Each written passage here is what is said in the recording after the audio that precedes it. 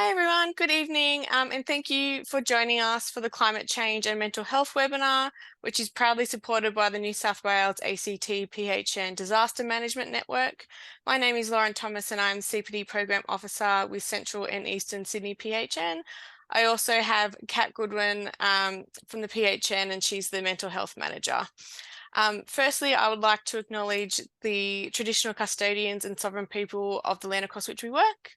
I recognise the continuing connection to land, water and community, and I pay respect to elders past, present and emerging.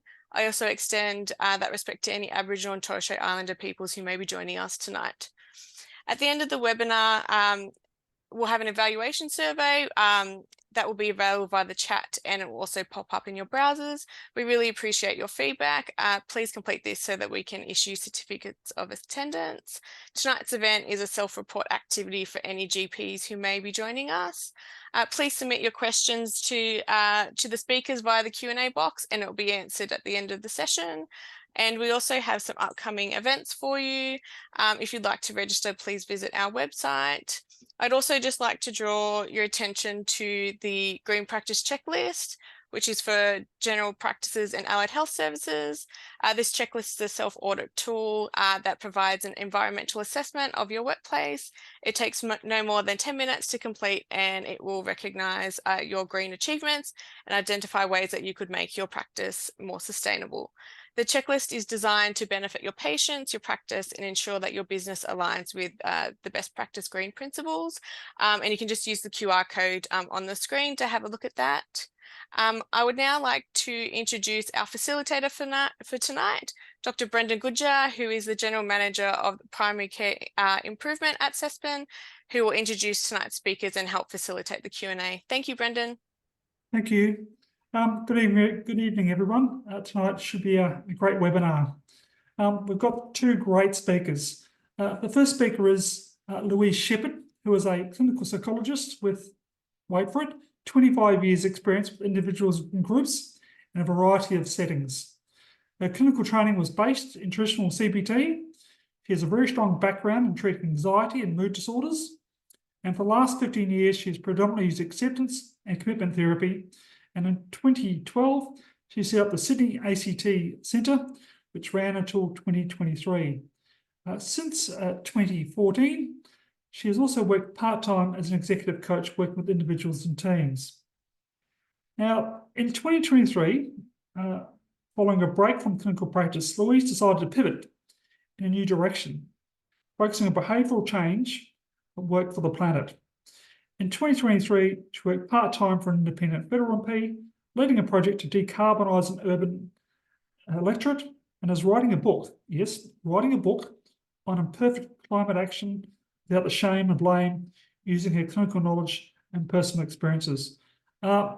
Louise, thank you for tonight, and a very warm welcome. Looking forward very much to your presentation. Did you want me to jump in, or are you going to introduce Maryanne? Perfect. Okay. Jump in. Hi, everyone. Lovely to be here. And it's amazing that people are joining on a Monday night. And so really, really appreciate your time that you're taking away from loved ones or doing paperwork or whatever else you would otherwise be doing. I have youngish ones at home. Hopefully they will do as I've asked and not come and interrupt while I'm working. So I'm just going to share my screen. Just bear with me for a moment. Okay. I think that seems all right. Someone let me know if it's not. Okay. So we're here to talk about the impacts of climate change on mental health.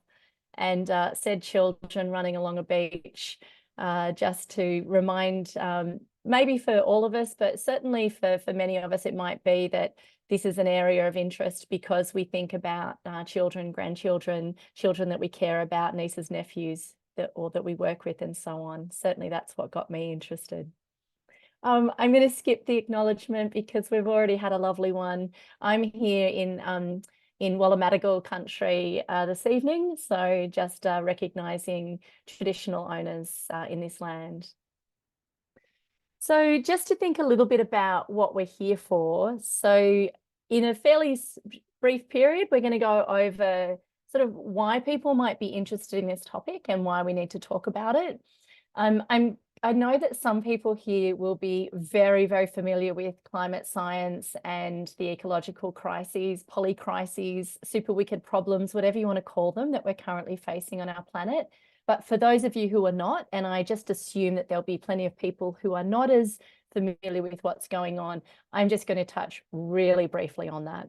Certainly not here to pretend to understand all the climate science, but having a little bit of a grasp of some, just even some basic understanding, I think can be really useful. We'll talk a little bit about what the impacts on mental health will be, and also, I guess, like who might be suffering, who might be experiencing eco-emotions, as we might want to call them, and what each of you might have noticed in your practice, whether that be as a GP or in allied health, what you're noticing. We'll talk a little bit about the range of different emotions. People talk a lot about eco-anxiety, but obviously that's just one of the emotions that people might be aware of. I'm going to briefly touch on some strategies to support patients or clients if you're working in an outpatient setting. But also, I put in brackets, let's not forget that anything that we're talking about in this webinar is equally and probably, you know, just as important for ourselves. We don't want to pretend this is not one of those us and them, you know, those people over there who might be you know, impacted by some of these things. Obviously, a changing planet, a warming planet affects all of us. And then we'll touch on just briefly maybe some of the dilemmas that we might encounter in our practice. Just really just want to pop that up there just in terms of some acknowledgements. I'm there somewhere sort of in the middle, although this was in mask time. But certainly a lot of what I have learned, I would say, has been through some of my own climate work as an activist or an actionist, as I quite like to call myself, as I heard someone recently use. And Australian Parents for Climate Action, or Parents for Climate, as they're now sort of referred to, has been a great place where I've done a lot of that work. And also doing some work with very amazing, wonderful volunteers through the leading up to the last federal election. Also my family, because they don't see me when I'm out doing other things. So speaking of family and speaking about why we might be here, in the top, this is quite an old photo, but this is my husband, stepdaughter, and my two girls. And this is what a day at the beach, I guess, really should look like. And then I think we can all probably remember the horrible, horrible images that we saw. I can't remember if that's Malakuta. I've forgotten which beach this actually is, but just that apocalyptic kind of sky that that people were experiencing. And, you know, obviously in places like Sydney, we had really awful kind of smoky weather for months in the 2019, 2020 bushfires. So I guess we're here because this stuff is happening increasingly. We're getting increasing extreme weather events. We can no longer talk about, you know, 1 in 100 years in terms of fires and floods and so forth, because they're happening more and more frequently. So just to talk a little bit about the context that we're talking about. So some of our responses to climate change, such as wanting to avoid conflict, feeling helpless, feeling sort of resigned, are growing. And this data is actually a little old. I keep meaning to update it. I think we've got the hottest 22 years in the last 22, or, you know, 22 out of 23 or something now. So 2023 was the hottest year on record, for instance. And the UN expects that 2/3 of the global population may face water shortages only 6 years from now. And this is going back, I think, going back 3 or 4 years, that statistic. That's quite a sobering kind of thing to understand. Increasingly, we're hearing people wondering about, you know, should I become a parent? What would it be like to become a parent in this age of climate change? And I really like this quote: even if you're the most emotionally avoidant person on the planet, there's no rug big enough in the world to sweep this under. And I love this image. It's an artwork from a few years ago of politicians discussing climate change. And just to give us a little bit of a taste of what we're talking about. Obviously, for those of you in New South Wales, I think all of you probably are, we know things like Lismore have had horrendous, places like Lismore and up the coast, horrendous sort of flooding. I've got a friend in Cairns who's still got people living with her because her place was flooded, and other people's places were much worse. Just from a few weeks ago, we've had WA on Christmas Eve, the temperature there was 49.5 degrees. And so much that Antonio Guterres, the UN Secretary General, used a term last year that the era of global warming has ended and the era of global boiling has arrived. I probably should have said earlier on, and just obviously we've probably all got our professional hats on to some degree, but you know, some of this stuff can be quite confronting. And I normally say, and I'll just pop it in now, please just be mindful that while we're talking and you're listening to these kinds of facts and figures and so forth, that at any stage you might find that some of this stuff actually just impacts emotionally, and that is obviously really normal and healthy, but it can also be really tough. So I just invite that you have some way of looking after yourself following the webinar or during if you need to. If it's not something that you've thought much about, if it's not something that you talk much about, then these kinds of things can obviously be really confronting. Certainly my own experience going back a few years now, maybe 4 to 5 years, was just of becoming more and more aware of what was going on, and really spending 2 or 3 weeks having some sleepless nights and feeling much more anxious than normal. And in a workshop, ironically on the other side of the world in Dublin at an ACT conference, I spent 2 or 3 hours really just sobbing as I became more and more aware of what I guess I already knew, but was trying not to think too much about. It's not particularly cheery stuff, that's for sure. And this is just a really interesting slide that interesting and alarming as well. This was actually the weather forecast on the 20th of July back in 2022, but actually this was what the scientists had been predicting that we would be seeing in 2050. So unfortunately, what we've been seeing has been happening sooner than expected in terms of some of the sort of forecasting, which has got a lot of climate scientists, you know, extremely alarmed, and some of them are now becoming more rebellious in their activism as they feel like they haven't been listened to over the years. Just a little bit more on this sort of ecological crisis. Super wicked problem is something, or problems is something that is, the term is often used when people are talking about climate change. And climate change is only one of the planetary boundaries. There are so many, and it's the one that gets a lot of attention, and it should, because it's very serious, but there are lots and lots of other planetary boundaries that have already been crossed or are at risk of being crossed. Often, I guess, you know, right now, many people are very concerned about cost of living and so forth. So it's very hard for people to be thinking too much about what's happening down the track. But, you know, as we know, when there are fires, floods, extreme weather events, cyclones and so forth, what we know is that people do then start thinking more about this. And as those events become closer and closer, we will obviously also notice that mental health issues will be increasing as people are having less and less space between these kinds of concerning episodes. I really like this question down below that came from a colleague in the US, Tiffany Dubrick, to who do we want to become?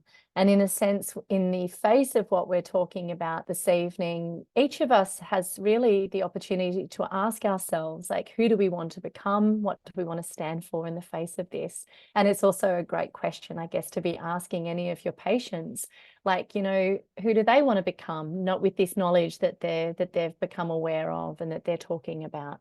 And that we do get to choose. We don't get to choose all of it, but we do get to choose some of the future. In the interest of time, I won't read out all of these. I will send through the slides later. I think the one in the middle is the one I'd really like to point out. This comes from George Monbiot, who is a British journalist and just someone that I love following on Twitter and Instagram and the like. And he says, I'm really sick of being told that I must be mentally ill because I cried. Knowing what we face, there would be something wrong if I didn't. And that was following, for anyone who's seen Just Look Up, it was following an interview on TV, on like morning TV, in which he cried, and he kind of got a bit of flack about it. And I really like that he was able to sort of stand up for himself to say there's nothing wrong with me for crying when I'm talking about the state of our planet.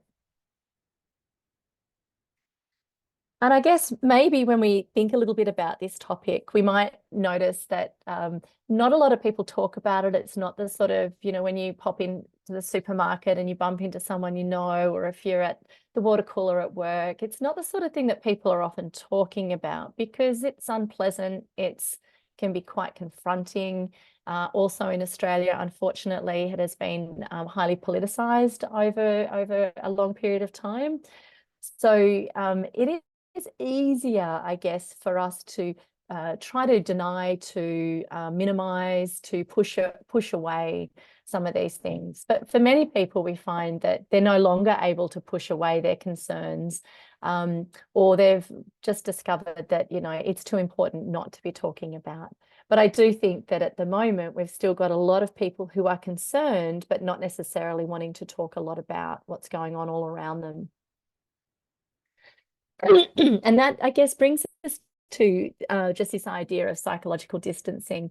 And some of the climate activists that I'm aware of, and some of them are working in all sorts of different spaces and doing really wonderful work, as well as, taking to the streets and their, kayaks and so forth, and trying to draw attention to, the warming oceans or new coal mine and gas projects that are still being approved, and extensions that are being approved. But I guess there are lots of ways that we are able to kind of just dismiss some of this. So what I'd also ask you to consider is that as a clinician, you might find that there are things that you do to push this stuff aside. And whilst that might be adaptive at times, it might also be that it means that it's not allowing you to really show up to, maybe if a patient comes in and is talking about their distress, we need to be a little bit aware of how we might have our own dissonance, and we might not really be open to talking much about it. And I'll share some examples in a little while of comments that friends of mine have said when they've gone to see psychologists and therapists and GPs, and some of the reactions they've had. But yeah, so I guess we want to just be aware that there are lots of ways that we might actually want to distance ourselves from what's going on. For people who are quite aware and climate aware and awake, and your climate scientists, your activists and so on, this is deeply frustrating, and it feels very annoying to think that all of these people say that they are concerned, but I don't see them doing much. I don't see them changing their ways. I had this experience not so long ago when someone I know was mentioning that her husband was flying over to Amsterdam to go to a concert. And I remember just smiling at the time, but inside I was thinking, wow, do people still do that? Knowing what we know about emissions from big flights to Europe and so forth. Would someone really just to go and see a band play? That really is quite surprising and alarming, I think, if people are aware of what's going on. Although, of course, many people are not. So let's just talk a little bit about what some of the eco-emotions are. And so eco-anxiety, I imagine everyone has heard about. And in a podcast that I quite like, I think it was Caroline Hickson in the UK, talked about, well, eco-anxiety is really just a toe in the water. It's really not getting at the really sort of deep emotions. Ecological grief, where people are really looking around and noticing that, you know, the koalas are in decline. And certainly that was an incredibly distressing part of the bushfires when we knew that, was it 2 billion? Gosh, I can't quite remember the number. Creatures that died during that horrific time. Disenfranchised grief is kind of like grief that you might be feeling that you don't even really know. It's almost like it's not socially acceptable.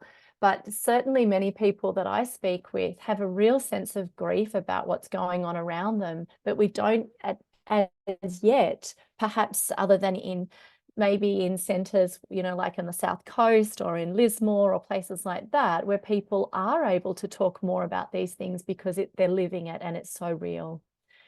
Solastalgia is an interesting one. It's really about like a homesickness, but it's homesick for the place where you are. So it's recognizing, I spent a lot of time up in Port Stephens and I'm from the South Coast. And I noticed that there are changes just in terms of like the sea life, or I noticed that there are changes in terms of the birds and so forth. And sometimes it'll hit me and I think, wow, like this was not the way it was. And when I was growing up, my family home, I grew up on the Shoalhaven River, and we flooded twice when I was very young. I thought it was fun, but it wasn't for the adults, I believe. But, you know, now we've had lots and lots of threats of flood, many more than we used to in recent years. So these are things that are changing for many people. Obviously, PTSD, we don't really need to talk about. People are very familiar with that. And pre-TSD, you know, imagining, wondering, you know, those kind of, rather than a flashback, a flash forward of wondering what might happen. I think probably some of these other ones are really maybe more obvious, but feeling really angry, outraged, perhaps at the, you know, governments, business leaders and so forth who are not doing enough. Feeling shame, feeling guilt. Although I think, unfortunately, people feel guilty for the wrong things often, like they worry about their recycling not being good enough. And I'd say, you know, recycle a little bit less well and write to your MP and ask about, you know, single-use plastics, or worry a little bit less about what it is that you're, you know, doing in terms of your own food waste, and ask what the big supermarkets are doing. So there's all of these things that are both at an individual and at a more collective level that we can think about. Feeling hopeless and hopeful, feeling helpless versus feeling empowered, and so on. Equally, when we're talking about eco-emotions, we want to talk about eco-empathy, because really it's hard to have all of that distress if you're not empathizing with what's going on. So I know, I think actually was that the Tasmanian elections have either just happened or just about to happen, but there are massive, beautiful, this one is not from Tasmania, this picture, but there are some beautiful big trees, old growth forests that are being cut down. And you know, it's hard not to want to hug a tree like that. Like, why wouldn't you want to when you see that incredible history and how that tree has supported us for, you know, thousands of years, hundreds of years. Obviously 3 billion animals, there you go. Numbers is not really my thing, but it's hard not to really be distressed if you really allow yourself to imagine those animals and imagine the devastation that was caused through those bushfires and through floods and so forth. Okay, so who needs us to be climate aware? I believe that this is only going to increase and increase and increase year upon year. But at the moment, I guess some of the obvious groups will be climate scientists, activists, who are honestly at risk of burnout most of the time because they feel incredibly, I hate the word passionate because it sounds like it's a hobby. They feel very deeply about social justice and about climate justice and so forth. And often they feel really frustrated, demoralized, lonely, and so on. Young people are really scared for their future. And I think that that's a whole group that is just really struggling, that we need to be aware of. Parents, other carers, and so forth. And obviously people who are impacted by climate disasters, or who are in areas where maybe there hasn't been a bushfire for a while, but they're worried about it. So I think, you know, it's not only going to be people who have been impacted, but maybe also those who might have the fear of being impacted. And, you know, if people are paying attention, if they're reading and following along, then they will be concerned. When we talk about, excuse me, the impacts on mental health, obviously we might be talking about anything from very minimal stress through to really, you know, quite severe distress. And I must say, I've known people to be all along that sort of spectrum. And I think, you know, some of those effects can be direct or indirect. Some of it can be about hearing things. Some of it can be about being in the, you know, in the town where something has happened. Some of it can be just watching the news and being more and more distressed. Sometimes it might be short term or longer term. So I think, you know, we just need to be mindful that these things might be changing and it's not going to be a one size fits all. Acute events, we might, you know, we understand what traumatic stress is like, and many of the symptoms that people might experience will be very similar and, you know, and are well understood.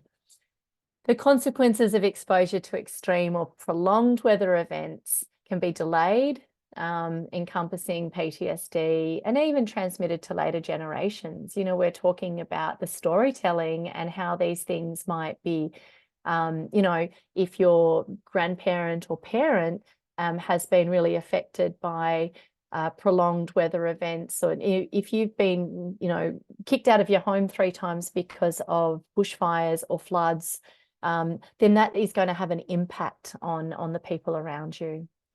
And obviously people with mental health, with mental illness, might be particularly vulnerable to extreme weather events and extreme heat.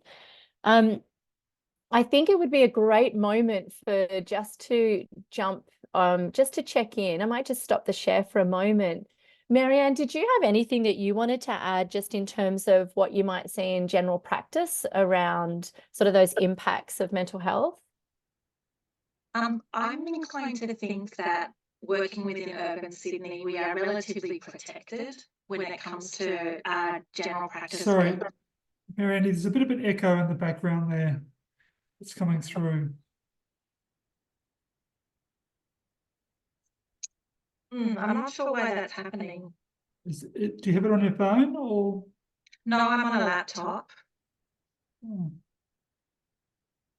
Okay. Maybe, Louise, if you keep going, I'll try and see if I can sort it out. Louise, I do have a question for you, though, if I may, which is, do you think there are groups who are particularly affected? So, for example, young children, is, you know, how to have those sort of conversations and dealing and trying to manage that sort of emotional distress that, you know, and we're talking even the little ones have, you know, when they come home, asking the big questions and then feeling like it's a bit overwhelming, you know? Yeah, totally. I'm not gonna pretend that it's an area of expertise for me at all. I've spent my whole career working with adults. It's a conversation I've had with some parents rather than, you know, obviously with the children. But it's interesting actually hearing about how actually Caroline Hickman, I forget which podcast it was on, but she works quite a lot with children in the UK. She's with what's the group called? Climate psychology. Anyway, I have to think it through.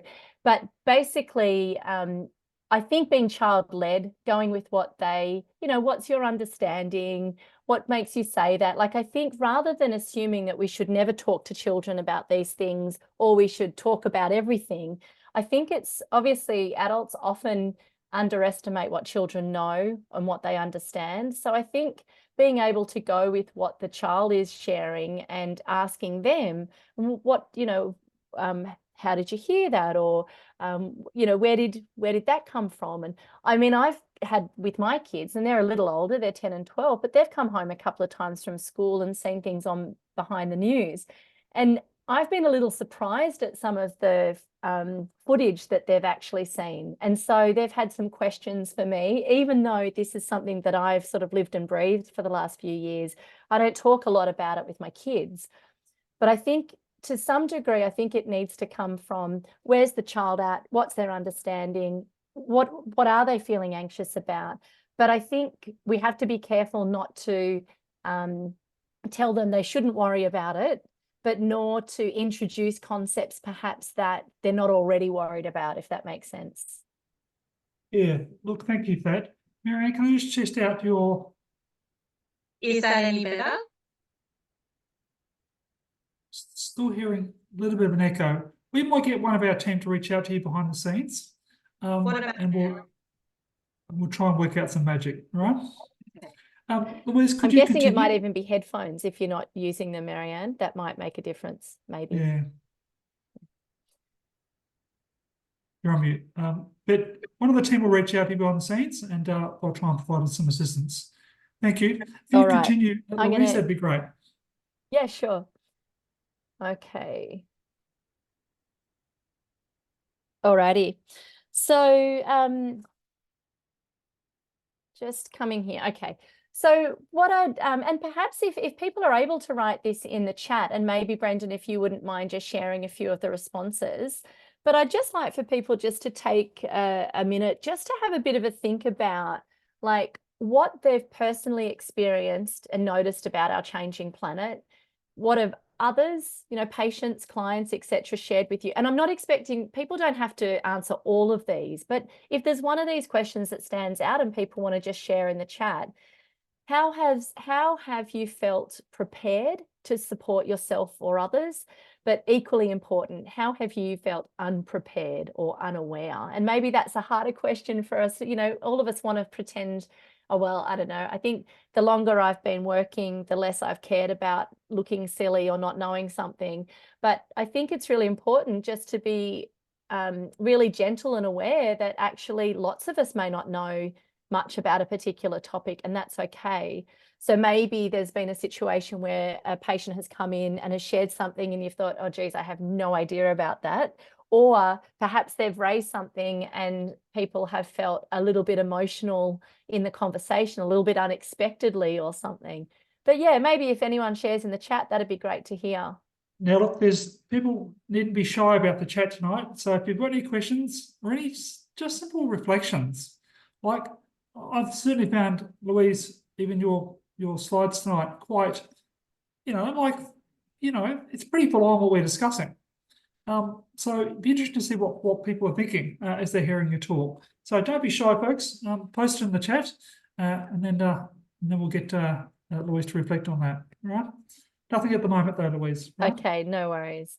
I'm going to guess that there have been personal experiences of feeling anxious, feeling frustrated, feeling upset, maybe, you know, all of these things. I'm going to guess that at some stage, and probably just the fact that people have turned up to this webinar tonight means that you've probably had some of those thoughts and feelings at times. And I think a little bit like with COVID, when, you know, we might have been online trying to homeschool kids, but then got clients who are telling us that they're having a difficulty with, you know, trying to get their kids to do some schoolwork or whatever. There was a sense that like, oh gosh, me too. And I think when it comes to something like our changing planet, is that we've all got our own experience and then we've got someone in front of us perhaps talking about it. Whereas, you know, if you've got a patient in front of you who's talking about their bowel cancer or talking about their bipolar disorder, and you don't personally have bowel cancer or bipolar disorder, it's easier, I think, for us to distance ourselves a little bit from that, even though we might worry that at some stage we might get cancer or something. It's a different experience. Whereas when we've got a client, patient, whatever you refer to them as, who has very much got a very similar experience to you, that is going to change perhaps how we're going to feel and maybe how we respond in the session. Oh, you just muted, I think, Brendan. There we go. Louise, I'll just outline what someone's posted in the chat, and then Maryanne, I think your headphones are probably working now, so I'll also throw to you, perhaps. So someone has indicated that, look, as a GP, they're really happy to encourage, really happy to discuss anxiety and emotions about climate change, and you've outlined some of those tonight. But they don't feel as a GP it's okay to encourage people to be activists, but not really. They don't feel comfortable if they're like encouraging people if you like to about what they can do to help stop or reverse climate change.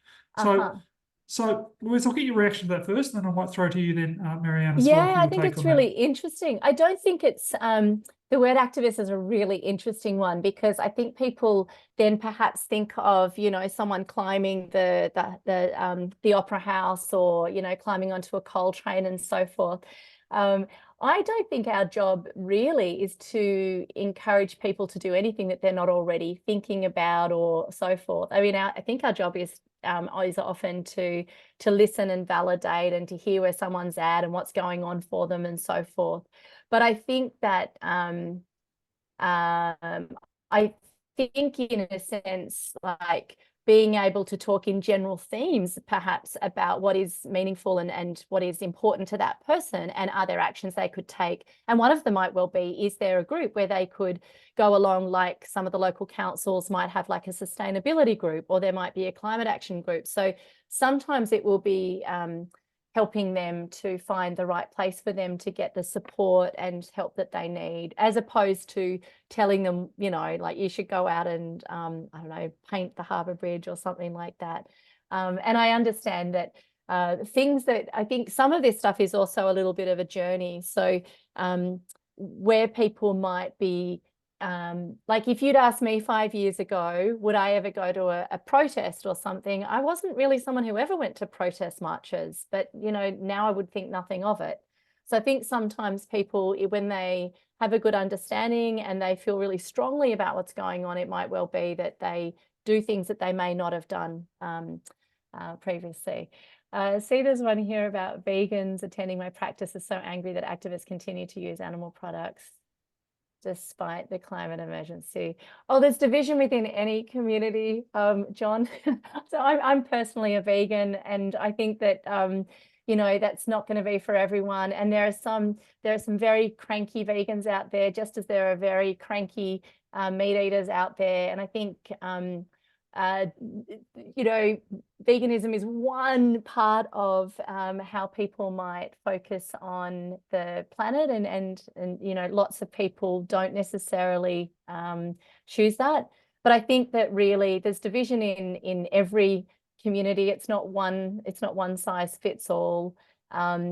Certainly a lot of the people will have different ideas about how to solve this super wicked problem that is climate change. And so I think that's not going to be at all surprising. And there would be plenty of people who I might not necessarily agree with some of the ways that they would go about doing something, but I also might think good on them because that's a brave thing they did or something. But yeah, I think it's always going to be division when it comes to something as important as the future of our species.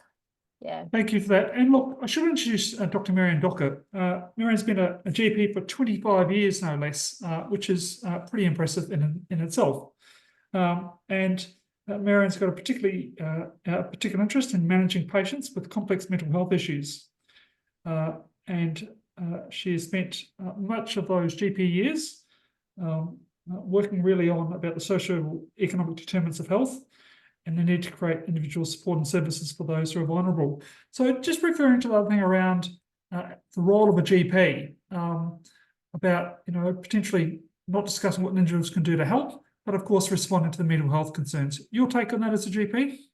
Yeah, I think that's an interesting comment about we don't have a response. We shouldn't be encouraging our patients to become activists. I think one of the things we do when we see anxiety is to look at coping strategies, and are they adaptive or non-adaptive? And I think the research is pretty clear to say that engagement in things that are important to you and are aligned with your values, and I'm sure Louise has much more capacity to speak to this than I do, is a really effective way to manage anxiety. And so to say, I mean, looking at activism in a very broad perspective, like Louise has said, not necessarily, you know, gluing your hand to one of, you know, the artworks at New South Wales Art Gallery, but to really sort of say there are multiple ways that we can contribute to positive outcomes when it comes to climate change, whether it be writing letters to our local members, you know, participating in land care groups. And I think it's fairly definitive to say that that is actually an effective tool to manage climate anxiety. So to encourage people to look at what's important to them, how they can match their values with their behaviours is actually an effective anxiety management tool. Thanks, Maryanne. And by the way, your sound is coming in beautifully now. All right. Fantastic. We might go back to you, Louise, to continue. Sure. And Yeah. then before we Thanks, come back. Maryanne. That you put that far more succinctly than I was able to. I really appreciate it. All right. Okay. So then we come to what people actually might need from a therapist or GP. And I'm sorry if it's a little bit, obviously I'm aware that there are people from both from allied health and from GPs and, you know, different roles. What I'd like to share is actually some comments that come from people that I asked through Parents for Climate, and they have a very fantastic. It's not a political group. It's very much just about parents, grandparents, carers coming together. There's Facebook group. There are local groups. You know, doing things like getting solar panels on schools and so forth. But some of the comments are really interesting. So I guess what I'd say is that many people want validation, they want acceptance, and they also want strategies when they go to talk to someone about these concerns. They want genuine acceptance that the threat is real. This is my biggest fear around reaching out for professional help, that they would downplay the realities and how scary they are. So these are actually sort of quotes that I've got. Another one is like, I would hope for validation and also a basic understanding of the climate crisis. It's hard to know everything, but I was a bit perturbed when I saw a psychologist who didn't know anything about it. Another woman, Vanessa, I raised this with a GP a few years ago and got told, oh, but a certain type of person gets attracted to this work. Sounds like quite a shaming experience. Another one, I went to speak to a professional. They said their opinion was that the global society has the ability to learn and adapt in time. Quite a dismissive kind of, it'll be right, mate, kind of response. Am I crazy? I felt lonely and crazy keeping my climate anxiety to myself. Any stats on prevalence and if it's an appropriate response to a crazy world, I found helpful. Anything to destigmatize the experience. Recommend groups that exist near to them to bring people together. Another one, Sally, I think acknowledging the fear and grief associated with climate change is important, and tips to do something proactive for the world can help to fight the existential fear. This is a very profound one from a woman who's also a mindfulness teacher. But she says therapists most need to be able to support people to face and process the deep and scary emotions regarding climate change. Until we do that, we can't move forward to action without being hampered by anxiety, fear, and so on. Mindfulness is obviously key, and being able to sit with the fear of the worst and come through the pain. So I think it just gives you a little bit of a flavor. And more recently I asked, and I got a couple of other responses that I forgot to double check. But one of them was kind of like, you need to learn how to have fun. It's like, ouch, wow, that was unhelpful. And the other one was sort of along the lines of, oh yeah, you know, it seems like you're really anxious. And it sounded to me like they were trying to sort of make it like sort of pathologize someone's climate anxiety. And I don't think that's going to be super helpful to do that. Maryanne, did you have anything to add there? I think I don't really see this circumstance, this sort of mental health presentation. I think it fits very nicely into how we would like to approach anyone who's coming to us distressed. And I think they're sort of basic common principles of people wanting to be heard, to be approached empathically, to be validated, to also be given some sense of hope. And I think they're all things that GPs are very good at doing. And I think really this can sometimes feel really big and scary and different to something that we've done before. But I think it's really taking the skills that we all have. We're all used to seeing to people with depression and anxiety, and tailoring them to this particular presentation. But I did hear you talk about the idea of over pathologizing. And one of the things that I thought was quite interesting, if you look at the DSM-5 criteria for anxiety, it's this idea that the degree of distress is not matched to the actual concern. And I think when it comes to climate change, unfortunately, there is really valid concern. I do personally remember being quite thrown when I first had one of my patients say to me, I don't think I want to have children because I'm worried about the impact of climate on their life and what the world will be like. And I can remember being quite shocked by that and almost seeing it as an overreaction to a situation. Whereas I think with time and thought, it does sort of become at least something to consider and ponder, and certainly an idea that's to be validated, and certainly not an idea that is outside the norms of some people. So I think those basic principles of empathy, compassion, acceptance, validation, and hopefully some sort of sense of hope for people is a useful set of skills irrespective of the actual presentation of anxiety. So look, this might be a good time now for me to ask both of you a question, all right? And I'm taking a key message that Louise is giving tonight and trying to mix it in a bit with Maryanne. So what about tonight? Climate change is real. Climate change is likely to get worse, right? The adverse impacts on that. So we're in a situation whereby it's likely that more people will be affected by mental health concerns, right? So going forward, you know, bring those two ideas together. What do you see as the future? And I might get Louise, I'll get Maryanne to you in terms of how you see your patients presenting in the future around mental health issues, given that it's likely to get worse, perhaps on both fronts.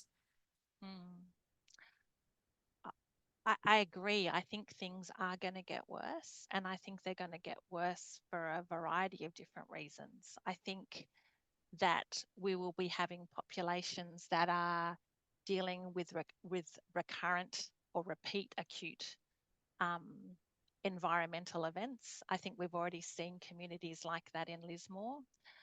I think we'll have generations of children who have been parented by people who are experiencing climate anxiety.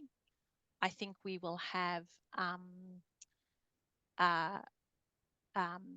health professionals who are fatigued and also distressed by climate anxiety. So I think it is going to get worse, and I think we're probably going to have to triage our resources, as we always have to, you know, So, to look at.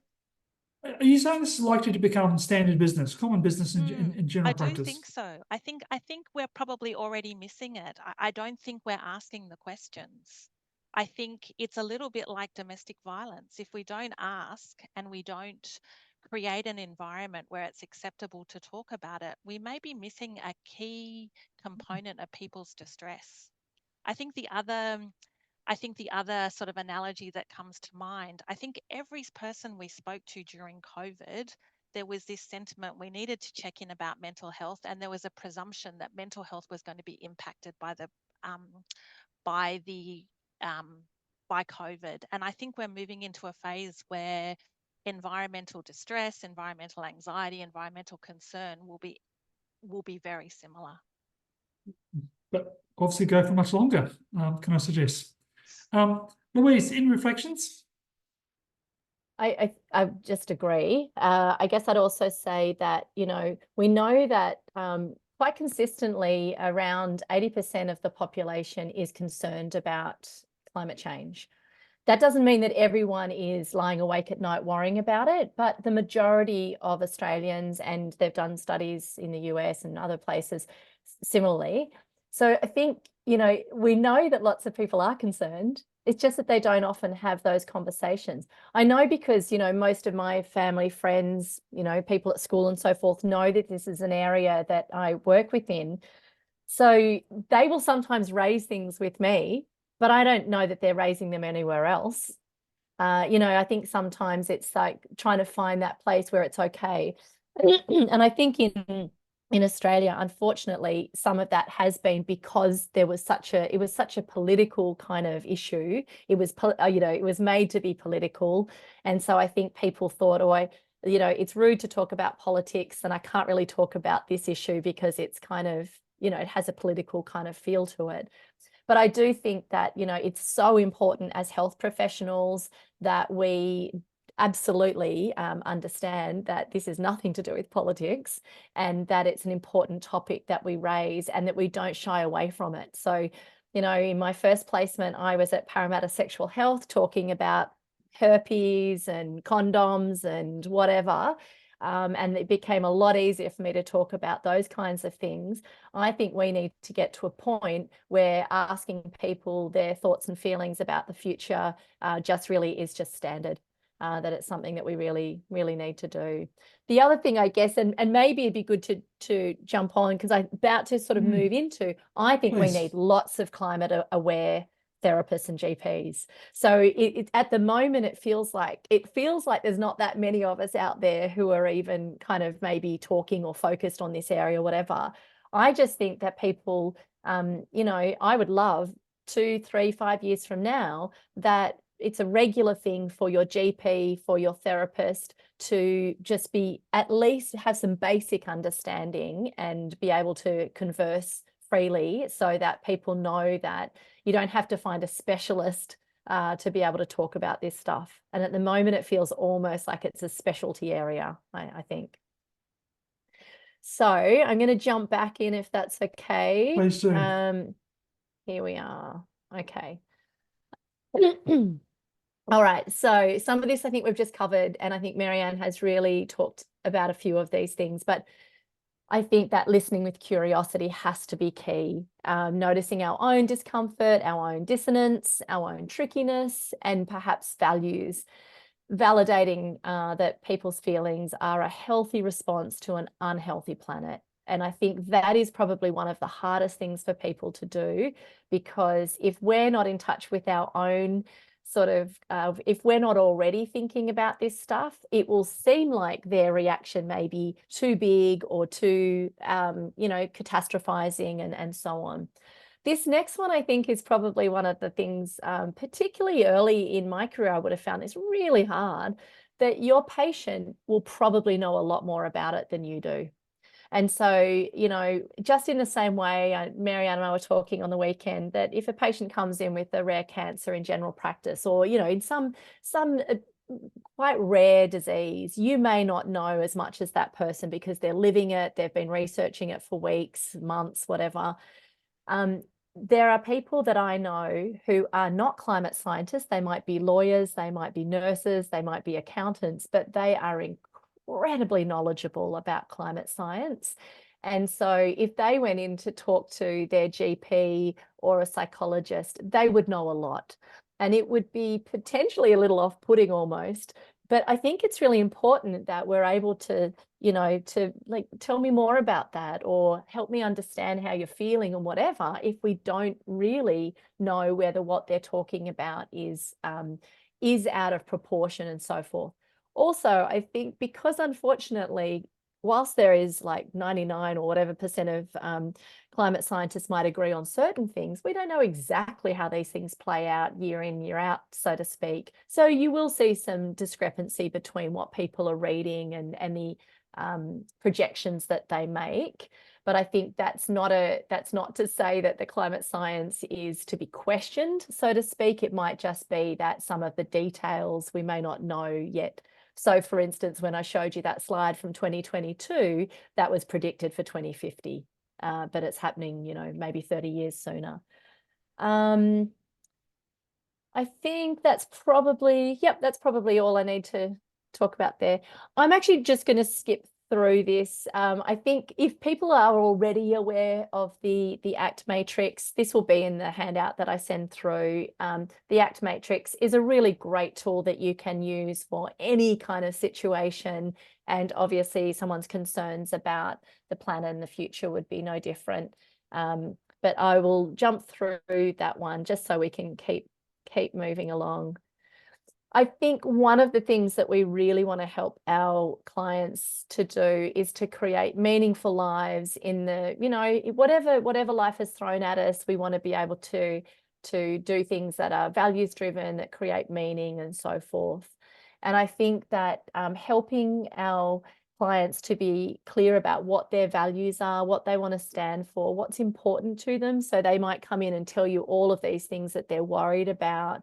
And we might want to find out a little bit about what are the things that are important to you. Like you've talked about these concerns that you have about your kids, or these concerns you have about, I don't know, a place that you love or whatever. So we can start to guess about their values, that they really value being a parent, or they really value connection with place and nature and so forth. We talked a little bit before about hopelessness and hope, and these are just a couple of quotes I love, because it's really unhelpful to tell people to have hope, or, to have blind hope.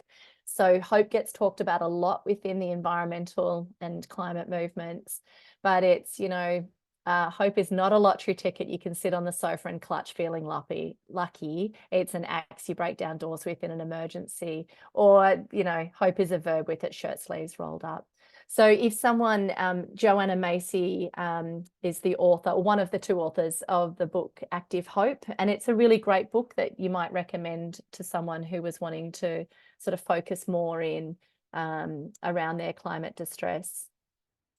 There's a lot here, and maybe some of these will be more relevant for a more therapeutic sort of scenario than perhaps in terms of a GP consult. However, some of them might be, you might just have more of a chat about them, as opposed to, say, like a mindfulness exercise, which I might do with some of these. So, some simple things like, remembering a time when you made a difference, and remember a time when you were able to kind of, show up for something that was hard, and what was it that you were able to do that made a difference there.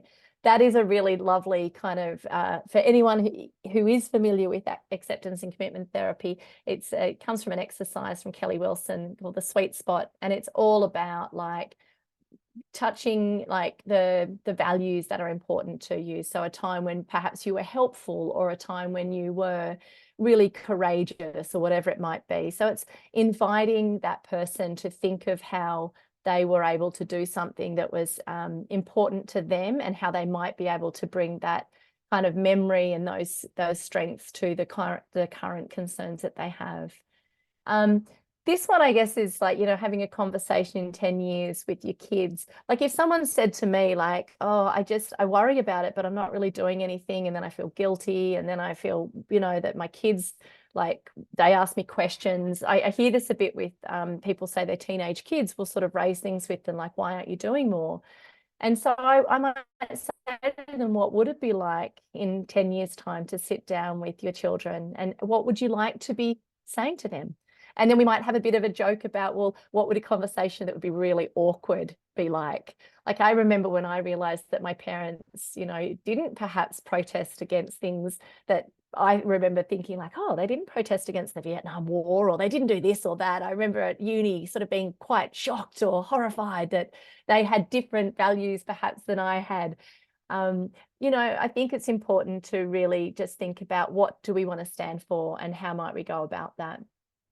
One of the things, if you have someone who is quite despairing, quite helpless, hopeless, and so forth, how can we live our values now, not knowing how it will play out?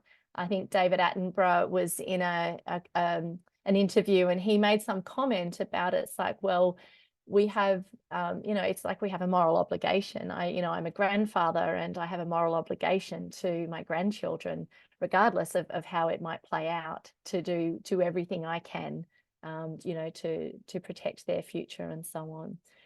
If you've got someone who is very distressed, doing a lot, maybe they're already running around doing all sorts of things that are really wonderful, then what you might want to be looking at, as you would with any other kind of person who might be overly stretched, you might be wanting to talk with them about their own sort of care, and how they can have, you know, how they can conserve their energy and things like that and pull back rather than doing more. So sometimes we want people to do less, not more.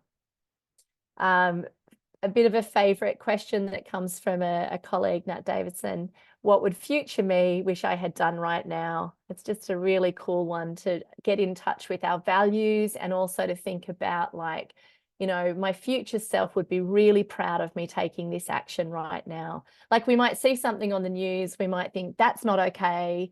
You know, there's seismic blasting in the Victorian, you know, in the ocean. There was a lot of protests on the weekend. We might see that, and that might make us really angry. And it's like, okay, well, why don't you write a letter? You know, write a quick email off to the environment minister or whatever. So it's like, my future self would be really proud of me for actually taking action in that. I'm just going to skip through a couple of these. I'm just noticing time. I want to make sure we've got. Is it okay if I take like another sort of couple of minutes here, Brendan? Absolutely, another couple of minutes, but great. Yeah, Then I've got a okay. couple of questions I want to throw at Yeah, the two of you. perfect. All right. Okay. So look, mindfulness skills, if people are already using them, I don't think there'll be anything that different here than in any other sort of space that we might use mindfulness skills.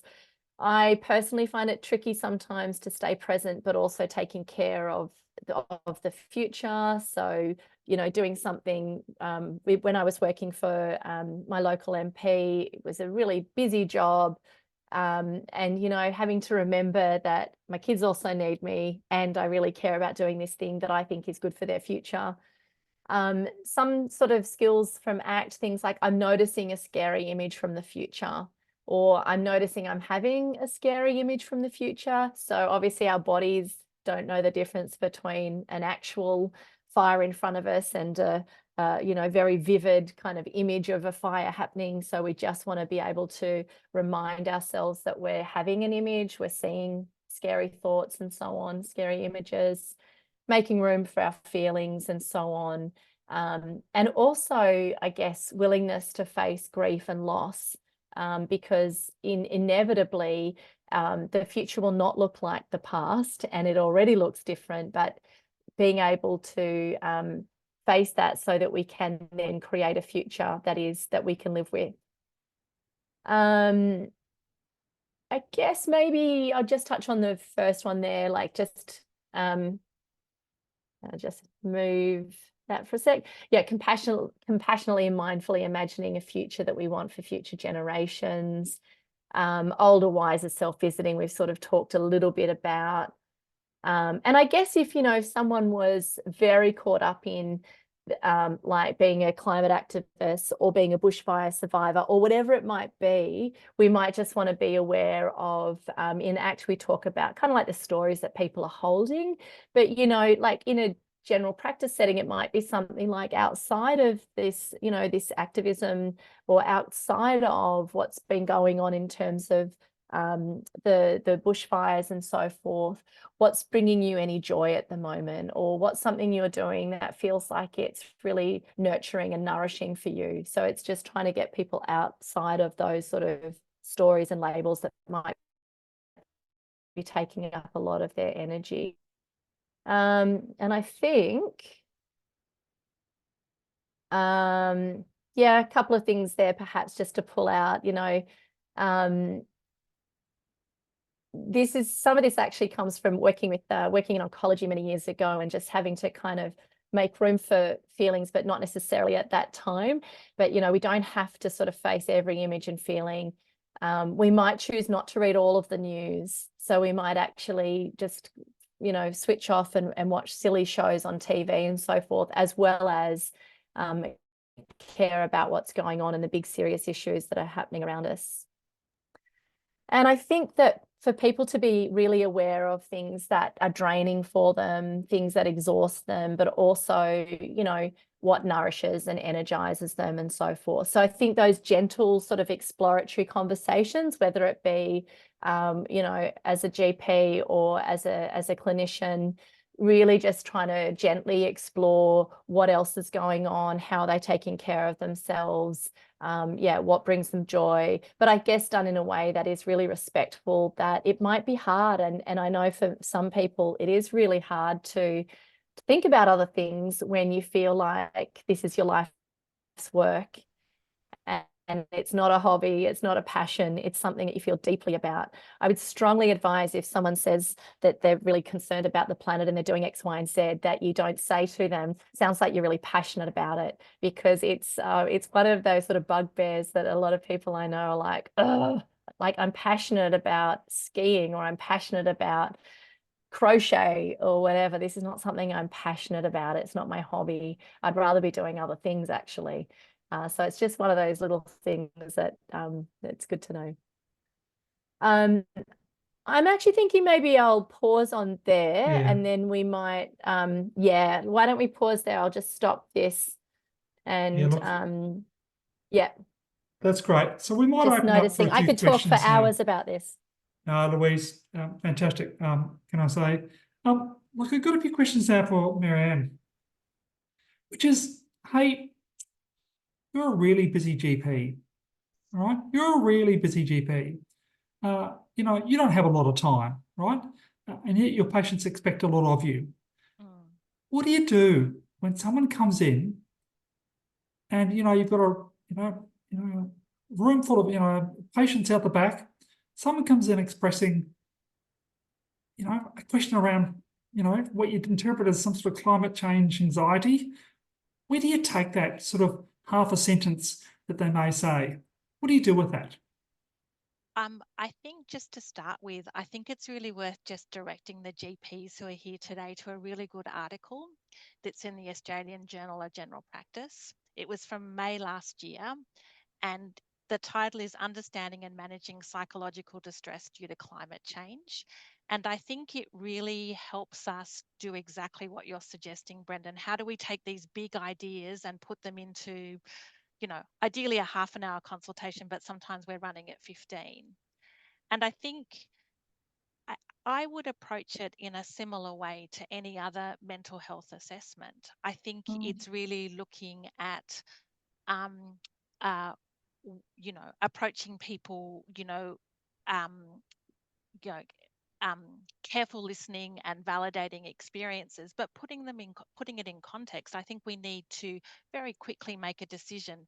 Is this something that is something someone is carrying along with the rest of their life? They're obviously highly committed, highly aware, but are managing to keep it from completely overwhelming them. Are we dealing with someone who actually has a significant depression or an anxiety disorder that we need to be much more careful about and have, you know, feelings of hopelessness and potentially even suicidal risk? And so I think it's very quickly trying to tease out what is the most appropriate intervention for, you know, the way someone is presenting. I think our job as GPs is to have some brief interventions, you know, in our back pocket, and then working out when that's inadequate and then referring on. So I think when it comes to brief interventions, I think we've got quite a lot. And I think some of the sort of self-care strategies that we commonly recommend to people are really valid here, you know, mindfulness, relaxation, self-care, social media breaks. I think time in nature is something that most people can put into practice and aligns with their distress. I also think encouraging people to look at practical things that they can do that will actually help ease sometimes that internal tension that they feel, the distress they feel without the efficacy to actually make change. So looking at, you know, encouraging them to look at organizations that might align with their values, doing things that are going to be protective for their mental health, but also protective for the environment. Things like community gardens are fantastic like that. You've got collaboration and community, but you've also got that idea of caring for the environment.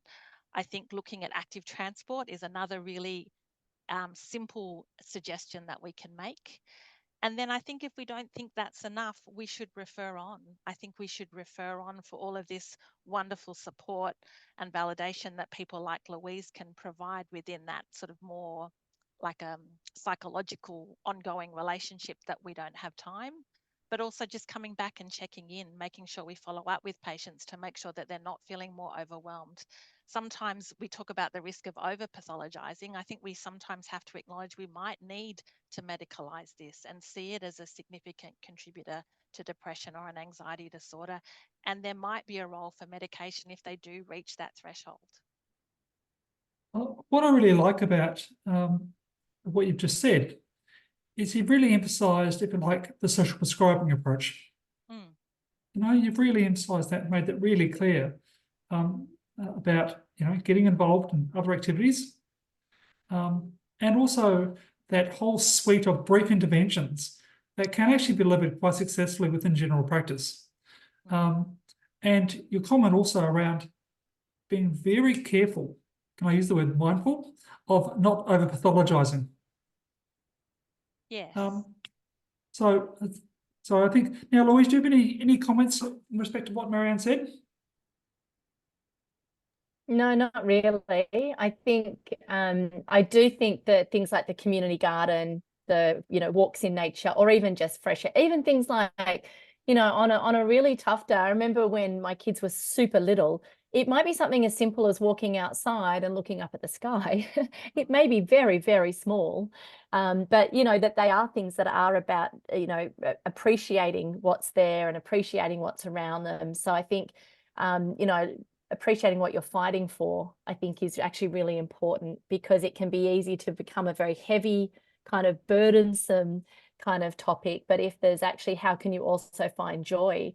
You know, I love taking photos, and during COVID, and I still do it sometimes, I just take my phone and I just walk around the block, and, you know, I just take little photos of people's gardens. And that is a really nice way to connect with nature that most people can do in the city if they're lucky enough to live in a suburb where there's a few trees and plants. Yeah, thank you for that. Now, look, for those people who are quick typers, you've got 4 minutes to type in a question, all right? 4 Can minutes. I just also highlight Please. another resource? I think great. the Australian Psychological Society has some really good resources that, again, I think are really useful in that mode of brief interventions for GPs.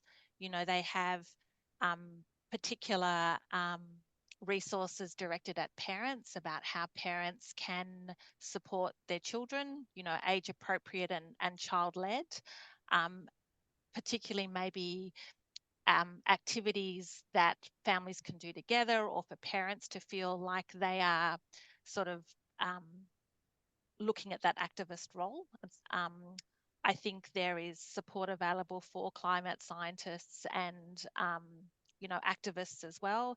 So I think those are really good to point people at. I think sometimes our brief interventions can sound a little bit simple and trite, you know, go for a walk around the block, you know, self-care. I think sometimes patients can be highly frustrated by that because it does sound so simple. So sometimes framing it in the context of a brochure that maybe gives the science behind why we're recommending those strategies can actually have far more traction. Now, look, we're coming up near the end, but I'm going to put both of you on the spot for 30 seconds, all right? Louise, if there's something that a GP, that you recommend a GP should do, what would be the couple of things you'd say that the GP really should be doing now? I think there is nothing. My dad was a GP, and my dad used to basically, I think our whole family had every illness ever. He said, oh, my wife has that, or my kids have that, or whatever. But I think the Me Too kind of approach is, I think, incredibly powerful. So if someone comes into you and they say, I feel a bit worried about what's been going on with fires and floods and whatever, I think 2 simple words, Me Too. And it might well be you then say something like, but tell me a little bit more, because we might be worried in different ways. Tell me a little bit more about how that shows up for you. So it takes it from then being a personal thing about you. You don't have to disclose any more about your own distress, but it makes that person feel seen. It makes them feel less crazy, isolated, whatever it might be. So I think some way of basically just validating, or, gosh, tell me more. It sounds like that's been really troubling you.